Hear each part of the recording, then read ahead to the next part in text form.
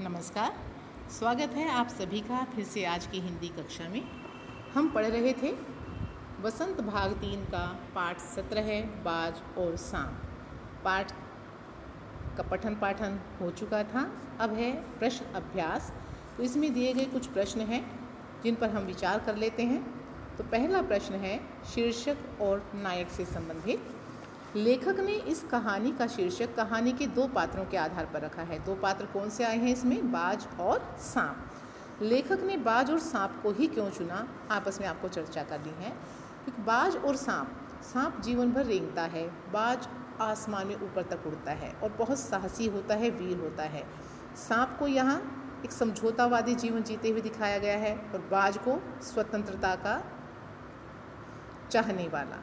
तो इन दोनों के माध्यम से लेखक हम सबको शिक्षा देना चाहता है कि जीवन में अनेक स्थितियाँ आती हैं, तो हमें हर स्थिति का सामना साहस और निडरता से बाज की तरह ही करना चाहिए, ना कि जीवन के आनंद को नष्ट करके स्थितियों से समझौता करके जीवन जीना चाहिए। तो बाज और सांप का जो चुनाव किया है लेखक ने, इसी आधार पर किया है। अब है कहानी से प्रश्न। घायल होने के बाद भी बाज ने यह क्यों कहा, मुझे कोई शिकायत नहीं है। बाज बहुत घायल हो चुका था, ऊपर से नीचे आकर गिरा है, पंख लहूलुहान है, शरीर जख्मों से भरा हुआ है। फिर भी वह ये कहता है कि मुझे शिकायत नहीं है कि मेरे जीवन में स्थिति ऐसी है।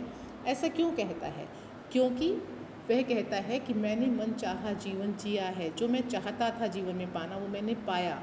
बेशक उसके लिए संघर्ष किया, लेकिन अपनी इच्छाओं की पूर्ति खुद की, समझौता नहीं किया। साहस और वीरता से, निडरता से जीवन को जिया है।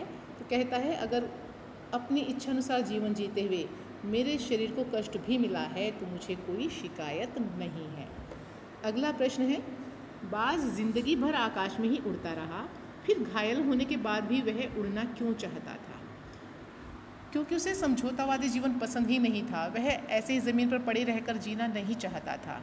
उसके मन में उमंग, उत्साह अभी भी नष्ट नहीं हुआ था। बेशक शरीर ने साथ छोड़ दिया था। वो कहता है जब तक शरीर में सामर्थ्य है, अगर ताकत है, तो मैं फिर से प्रयास करूँगा, फिर उड़ूंगा। वह चाहता है कि फिर से एक बार और उड़े, अगर उसका शरीर साथ देता है, और वह प्रयास भी करता है। बेशक उसे अपने प्राणों की बाजी भी लगानी पड़ती है।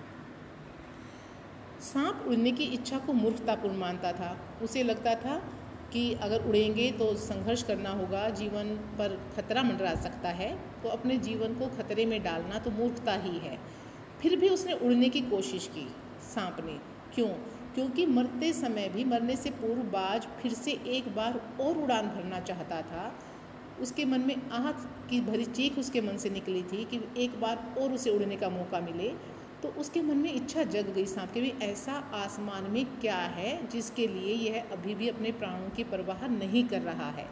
तो वह उस चीज़ को देखने के लिए कि आसमान में ऐसा क्या है, उसके मन में जो इच्छा, सांप के मन में बाज के व्यवहार से, बाज के साहस से, उसकी और उड़ने की इच्छा से जो इच्छा जगी, उसे पूरा करना चाहता था, जबकि वह स्वयं इस बात को मूर्खतापूर्ण मानता रहा था। बाज के लिए लहरों ने गीत क्यों गाया था? बिल्कुल, बाज के लिए ही लहरों ने गीत गाया था, क्योंकि बाज जीवन के संघर्षपूर्ण क्षणों में विचलित नहीं हुआ, डटकर मुकाबला किया। इच्छाओं का, अपनी आवश्यकताओं की उसने पूर्ति खुद से की, दूसरे पर नहीं आश्रित नहीं रहा। आज़ादी का जीवन जिया, आसमान में दूर तक उड़ान भरी, जो उसमें शक्ति थी, सामर्थ्य थी, उसका सदुपयोग किया। बेशक उसके प्राण चले गए, लेकिन उसने जो दूसरों के लिए एक आदर्श प्रस्तुत किया, दूसरों को भी रास्ता दिखाया कि जीवन की किसी भी स्थिति में हार नहीं माननी चाहिए, अपना हौसला बनाए रखना चाहिए। इस सब के लिए ही बाज के लिए लहरों ने गीत गाया। घायल बाज को देखकर सांप खुश क्यों हुआ होगा? क्योंकि सांप जो है बाज का आहार होता है, वह उसे खा जाता है। तो उसे लगा इतनी घायल अवस्था में है तो उसे नुकसान नहीं पहुंचा सकता है, उसका कुछ बिगाड़ नहीं सकेगा, उसे नहीं मार सकेगा। तो वह खुश इसलिए हुआ कि बाज इतना घायल है कि वह सुरक्षित है, और उसके लिए जीवन की सुरक्षा से बढ़कर कुछ नहीं था। कहानी से आगे में है, कहानी में से वो पंक्तियाँ चुनकर लिखिए जिनमें स्वतंत्रता की प्रेरणा मिलती हो। उसने ये कहा कि मैं, बेशक वो घायल हो गया, उसके बाद वो कहता है कि मैं फिर से एक बार और उड़ना चाहता हूँ। एक बार उसने कहा कि मैंने जो चाहा जीवन के हर सुख को भोगा है आसमान में उड़कर, वहाँ उसकी स्वतंत्रता दिखाई देती है। फिर जो लहरों ने गीत गाया है कि तुम्हारे खून की एक एक बूंद ज़िंदगी के अंधेरे में प्रकाश फैलाएगी, ये सभी जो पंक्तियाँ हैं स्वतंत्रता की प्रेरणा देती हैं। दूसरा है, लहरों का गीत सुनने के बाद सांप ने क्या सोचा होगा? क्या उसने फिर से उड़ने की कोशिश की होगी? आपको अपनी कल्पना से आगे कहानी पूरी करनी है। कि सांप ने सोचा होगा कि काश मैं भी संघर्ष करता, मैं भी ऐसा जीवन जीता तो मेरे लिए भी गीत गाए जाते। हो सकता है वह उस स्थिति से बाहर ही ना निकला हो कि मुझे अपना जीवन खतरे में नहीं डालना। वो आपने विचार करना है, अपनी कल्पना से कहानी को आगे बढ़ाना है। क्या पक्षियों को उड़ते समय सचमुच आनंद का अनुभव होता होगा या स्वाभाविक कार्य में आनंद का अनुभव होता ही नहीं? बिल्कुल होता होगा।